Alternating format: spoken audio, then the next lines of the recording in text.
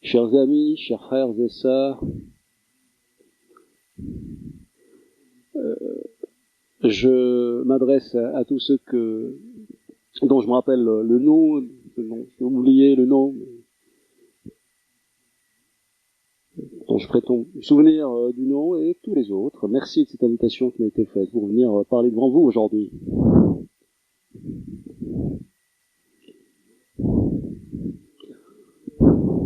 Il me semble que c'est inévitable. C'est d'ailleurs l'un des points qui a été soulevé lors de l'introduction de la conférence, la question de la tension et la question de l'équilibre. Il est très facile de commencer à parler quand on vient d'un contexte qui est présenté au monde comme étant une histoire de réussite, celle de l'Afrique du Sud. C'est facile de faire cela si l'on sait que cette même histoire, dès son début, était moins belle, moins jolie que ce qui nous a été présenté, que cet homme qui est présenté à nous aujourd'hui comme ce grand-père gâteux, cette grande figure modèle pour toute l'humanité, n'est ce modèle-là, mais il fut un homme comme nous, un être humain comme nous, avec toutes ses imperfections, toutes ses incohérences, même à l'intérieur de ce mouvement qui semble avoir créé cette Afrique non raciale et démocratique. Donc il y a eu beaucoup de mélange par rapport à cette perfection. Il y a quelques années, on m'a posé une question très singulière. Je me trouvais dans la mosquée rouge d'Islamabad, que vous connaissez peut-être. À l'intérieur de cette mosquée s'est déroulée une rébellion menée par un groupe relativement petit, mais qui bénéficiait d'un soutien assez important tout au long du Pakistan, dont le slogan était « Nul n'a le droit de régir le monde que Dieu lui-même ».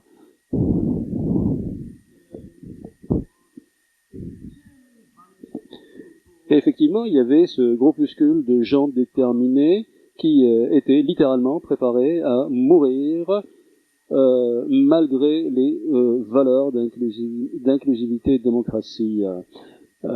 J'étais sur place et nombre d'entre ces gens ont trouvé évidemment plus de 300 personnes sont mortes. Le gouvernement avait dit qu'il y avait seulement 106 ou 107 personnes qui avaient trouvé la mort. Enfin, un de mes anciens étudiants, au moment où l'on partait, au moment où on quittait le prêche de vendredi, qui était donné par Moulana Abdelaziz,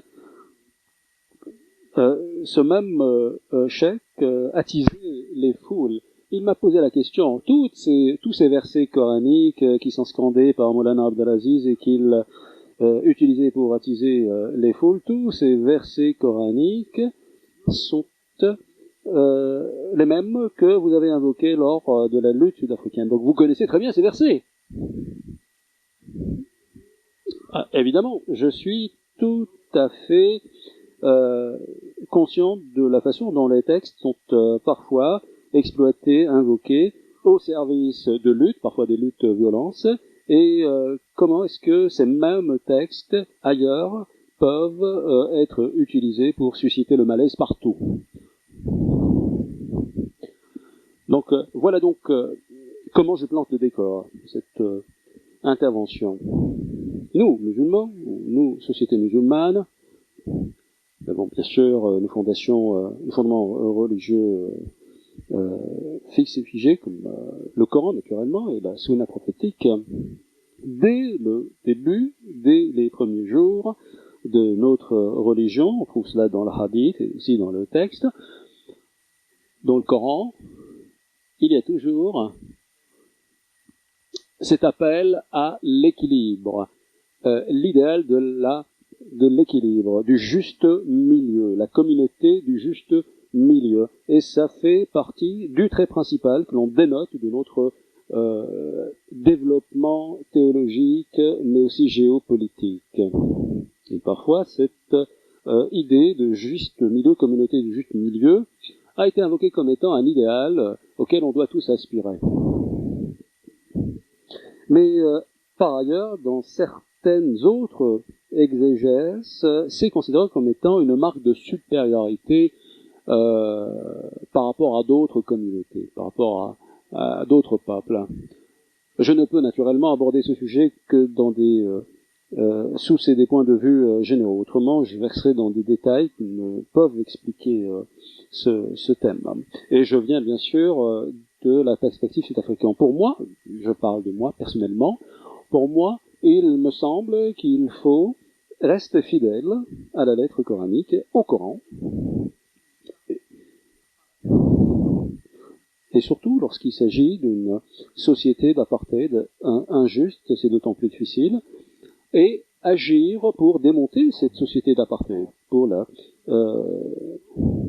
démonter pourquoi? Pour construire une nouvelle société, non pas sur les ruines de l'ancienne, mais une toute nouvelle société. Donc, partiellement, je puis dire que mon obsession, c'est de savoir comment réaliser cela. Comment est-ce que l'on peut démonter, déconstruire, détruire cette société d'apartheid tout en préservant cette société pour ne pas laisser aux générations futures que des ruines qui ne permettront de construire rien de viable. Comment construire une nouvelle société éthique et en même temps supprimer des éléments qui étaient vitaux de l'ancienne société et en gardant beaucoup en même temps pour pouvoir construire. Parce qu'on ne peut partir de rien. Pour revenir au Coran, un verset que nous annonçons beaucoup. Nous avons fait de vous une communauté de juste milieu afin que vous soyez témoins envers les gens et afin que le prophète soit témoin envers vous.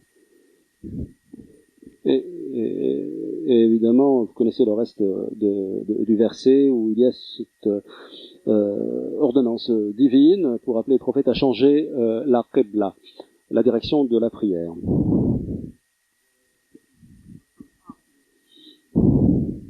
Donc, comme je viens de le dire, on parle donc de cette ordonnance divine. Notre communauté a été qualifiée comme étant une communauté de juste milieu, qu'elle était une communauté d'équilibre, afin qu'elle soit témoin envers l'humanité, envers les gens, et afin que le prophète soit lui-même témoin envers vous.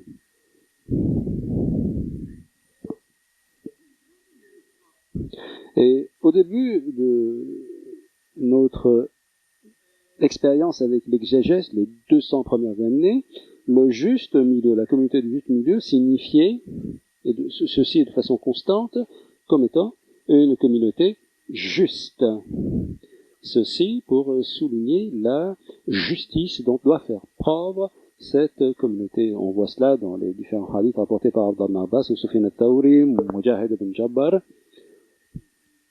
jusqu'à la fin du 2e siècle de l'Hégire, jusqu'au début du 3e siècle de l'Hégire, Abdelrazak Hassan et tous ont dit que le juste milieu, wasat, est strictement synonyme de adoul, voulant dire une communauté de justice. At-Tabari, par la suite, a apporté la première inflexion, la toute première inflexion dans l'interprétation du terme juste milieu pour dire qu'il s'agit ici du centre, de la médiane.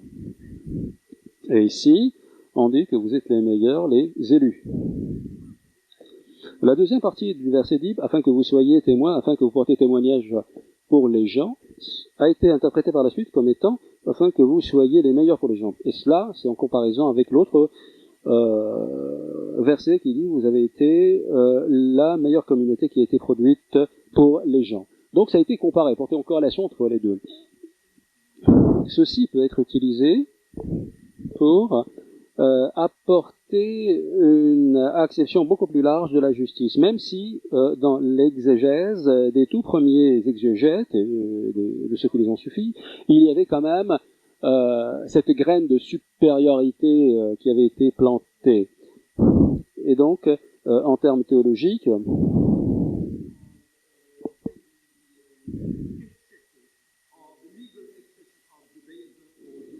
quand on parle des écarts faits par la loi talmudique, judaïque, hébraïque, et aussi les écarts aussi de la doctrine chrétienne, est intervenue la législation islamique comme étant un point d'équilibre entre les deux. Et ce verset par le musulman est aussi utilisé comme arme pour lutter contre les sectes au sein de la communauté, pour combattre les extrêmes.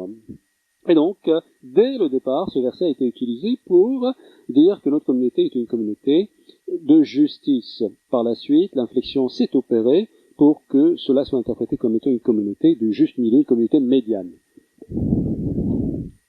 Alors, c'est très intéressant. Comment est-ce qu'un seul texte peut à la fois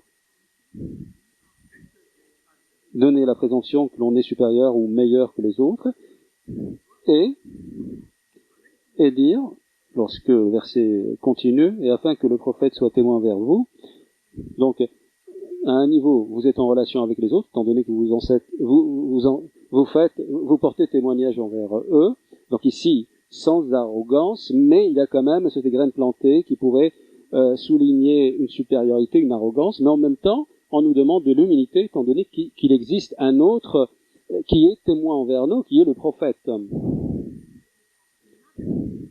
Donc il y a une autre entité qui est supérieure à nous-mêmes, nous-mêmes qui sommes témoins, et bien lui il est témoin envers nous devant Dieu. Mais il existe un autre verset dans le Coran où il est question du caractère médian de cette communauté. Dans la 3e sourate, la sourate la table servie, verset 66, en parlant des Juifs et des chrétiens, et s'ils avaient établi la règle de la Torah et de l'Évangile, de ce que Dieu leur avait dit, ils auraient bénéficié des bienfaits de Dieu. Parmi eux, il existe des gens bien économes, mais pour la plupart, leurs actions sont vaines. Donc, les Juifs et les chrétiens sont qualifiés par le Coran comme étant des communautés qui font économie.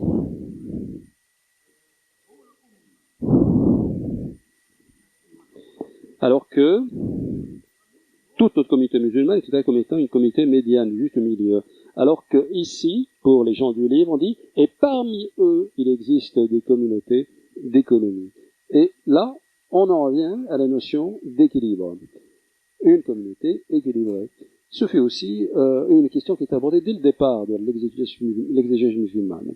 Ce fut effectivement la toute grande aspiration de la société musulmane. Mais deux défis se heurtent à nous à ce moment-là, quand on parle d'équilibre. Quelles sont les finalités dont on parle? Au milieu de quoi? On est médian par rapport à quoi? Quand on parle d'une injustice extrême d'un côté et une justice extrême d'un autre côté, là on peut parler de caractère médian, être au juste milieu entre les deux extrêmes.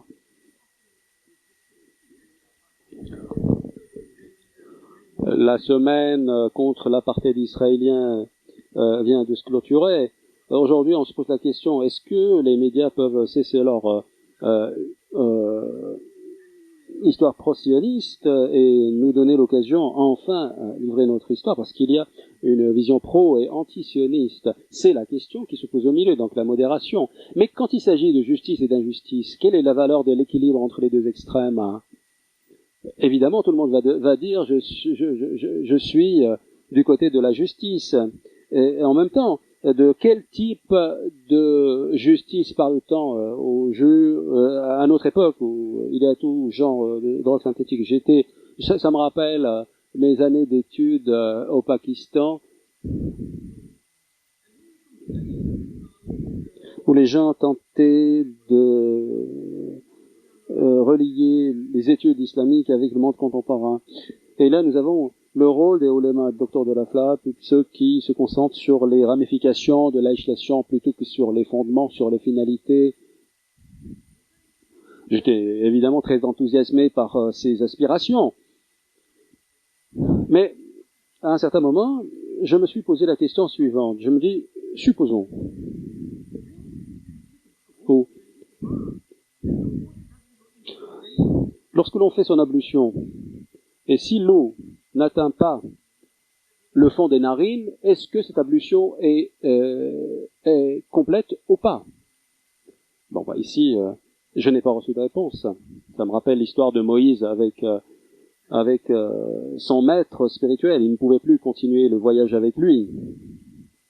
Donc, quand on parle de la communauté du juste milieu, eh bien, comme on dit, le démon se cache littéralement très bien dans le détail.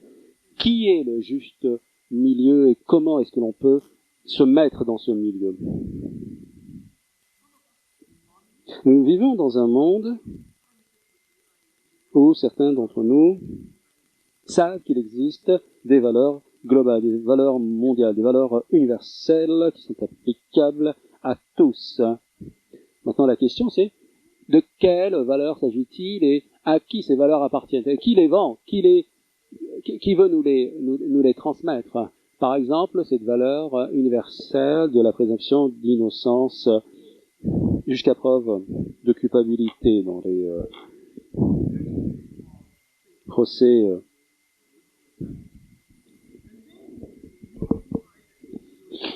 aujourd'hui. Donc c'est une valeur qui nous a été apportée des années de lumière. C'est une valeur universelle. Cette valeur universelle pourrait ne plus être appliquée à notre société, même si l'on veut que notre société soit toujours liée. Donc il y a un grand mouvement de contestation dans le monde aujourd'hui, y compris dans l'imaginaire musulman.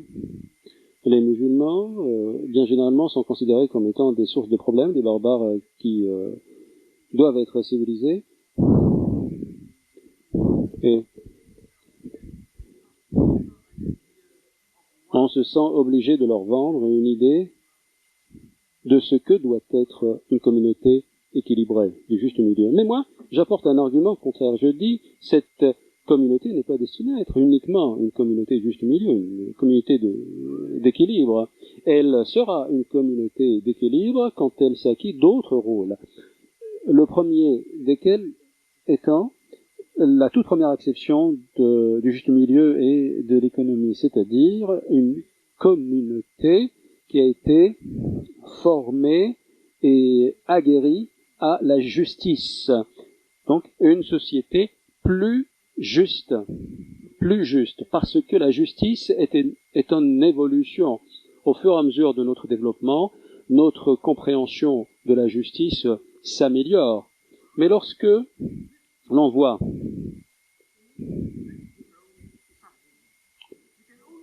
une révolution, quand on dit cette révolution s'approche de la justice, moi je pense que ça pourrait aussi être proche du fascisme. Quand on parle de cette ville parfaite, utopique, on pourrait dire que effectivement c'est le modèle extrême de la justice.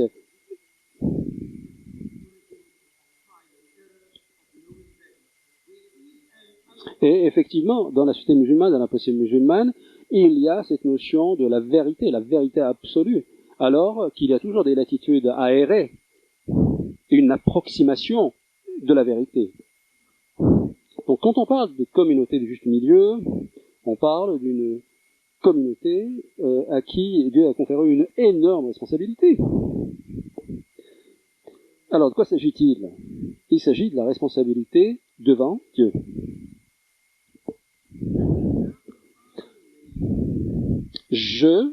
Dieu dit, je vous ai fait, mais aussi dans un autre texte coranique qui est important pour moi, ô vous qui avez cru, soyez une communauté qui établit la justice et portez témoignage envers Dieu. Donc, soyez une communauté qui porte la justice dans la mesure où l'on est responsable, redevable devant Dieu. Et ici, on en revient à la question de l'heurisme. Lorsqu'on comprend cette responsabilité de témoignage, eh bien, on comprend que cela se traduit dans les relations sociales, donc horizontalement entre nous, et aussi dans les relations avec Dieu verticalement. Donc lorsque je dis porter le devoir de porter témoignage, je ne peux le distinguer de notre devoir, de notre redevabilité devant celui devant qui on porte ce témoignage. Donc bien sûr, je peux trouver de l'inspiration dans un texte, mais je peux dire par exemple au nom de Dieu, par le nom de Dieu, mais il existe une ligne très ténue entre le fait, lorsque je dis au nom de Dieu, ou par le nom de Dieu, ou pour Dieu. Donc quand on dit j'agis au nom de Dieu, quand on dit cela, on ne sait pas sur quelle tradition on se fonde. Est-ce que c'est la traduction de la compréhension textuelle ou de la compréhension exégétique? Est-ce que le texte est négocié et interprété selon la compréhension des docteurs de la foi, ou est-ce que c'est autre chose? Lorsque Dieu dit « Ô prophète, incite les croyants au combat », est-ce que cela est clair? Aucune tradition, aucun acquis jurisprudentiel, aucun acquis exégétique ne peut nous expliquer cela. Moi, je vous dis mon interprétation parce que c'est ma compréhension. Et ma compréhension est toujours restreinte, toujours limitée, et elle doit toujours être négociée selon la tradition, selon la shura, la consultation, et selon l'équilibre que l'on doit trouver entre la certitude et la relativité. Et donc, pour moi, quand il s'agit de lutter pour transformer une société, il faut le faire de façon active, pour que le progrès soit vers l'avant, mais à condition que cela soit accompagné d'une tradition textuelle et qui est négociée sous le prisme de la tradition et de la communauté. Et d'un autre côté, sous le prisme de certains concepts théologiques. Donc d'un côté, c'est horizontal, et d'un autre côté, je dis qu'il s'agit de quelque chose de vertical, de réflexif. Donc là, nous avons trois concepts. Le concept de la taqwa, la piété, la prémunition. Bien généralement, je suis toujours en humilité devant des entités qui sont bien plus grandes que moi-même. J'ai quelques descriptions de cette entité, mais bien souvent, je sais que cette entité est bien plus grande que moi-même. Et c'est pour cela que je suis en humilité devant elle, et c'est pour cela que je suis aussi humble lorsque je parle en son nom. Il y a aussi la question de la redevabilité, la responsabilité. Une redevabilité qui va au-delà de moi-même ou de mon groupe et qui couvre l'ensemble de ma communauté. Et c'est là que l'on revient à la notion de la consultation, de la shura. Lorsque le prophète lui-même a été ordonné de consulter ses compagnons. Consulte-les, wa shawirhum fil amr. Et ensuite, il y a cette barrière qui sépare l'activiste révolutionnaire d'un côté et le révolutionnaire arrogant d'un autre. Donc nous avons la révolution et la gouvernance. Aucun gouvernement ne peut se considérer comme étant quelque chose d'immuable. Seul Dieu est immuable, seul Dieu est éternel. Les gouvernements, les familles, les institutions, eh bien, tout court à sa perte. Ensuite, il y a la capacité à écouter. Et cela se retrouve dans la notion de la shura, de la consultation. Et même ici, le démon réside dans les détails. Lorsque le Coran intime aux prophètes de les consulter, mais c'est qui eux? Est-ce que l'on consulte les minorités chiites? Lorsque l'on exclut les chiites du contexte de la consultation, est-ce que ça va? Donc, pour revenir à mon histoire à Islamabad, dans la mosquée rouge, quelle est la différence qui existe entre notre lutte et la lutte sud-africaine et ses incitations de Maulana Abdelaziz et son groupuscule de talibans? Ils étaient tous talibans à l'époque et aujourd'hui, bien sûr, ils s'appellent autrement, c'est daéchiens.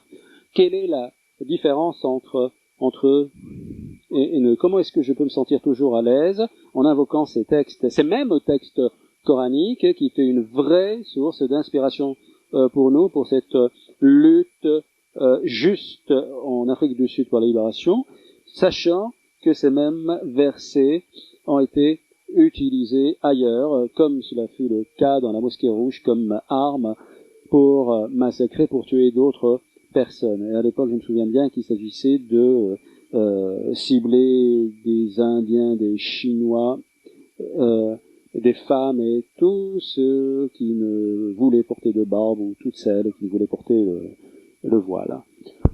Le problème, c'est le problème des idées. Dans le contexte sud-africain, pour la plupart d'entre nous, notre vision de la société nouvelle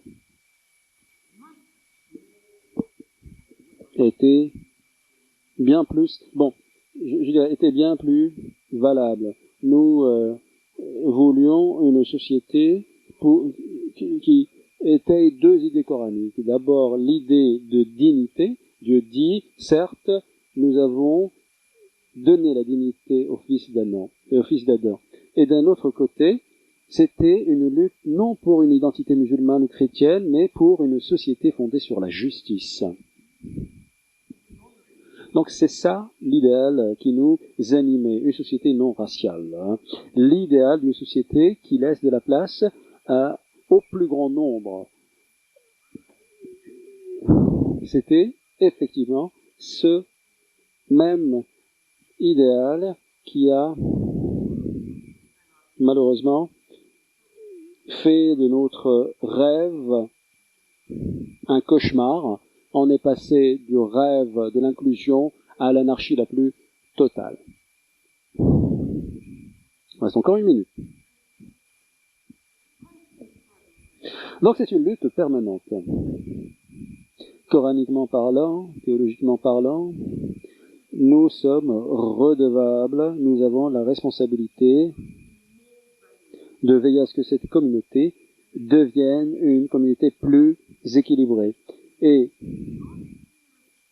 ce faisant, nous ferions cela, et pas en réponse aux exigences et aux dictats de l'impérialisme, pour juste devenir les bons musulmans qu'ils veulent que l'on devienne, les bons petits musulmans, nous deviendrions une communauté équilibrée parce que nous répondons à un impératif, à une ordonnance coranique qui nous intime de l'être. Cela nécessite de nous un leadership qui soit crédible et cela requiert de nous du cœur. Et c'est dur. Et c'est dur. Donc il faut des stratégies. Il faut résister aux taroutes, aux despotes, parce que la société que nous créerions devra être une société qui n'est pas partie du problème, mais partie de la solution. Car autrement, on minera toute la lutte. Car autrement, on sera coupable devant l'Éternel. Et on sera toujours redevable devant lui. Merci.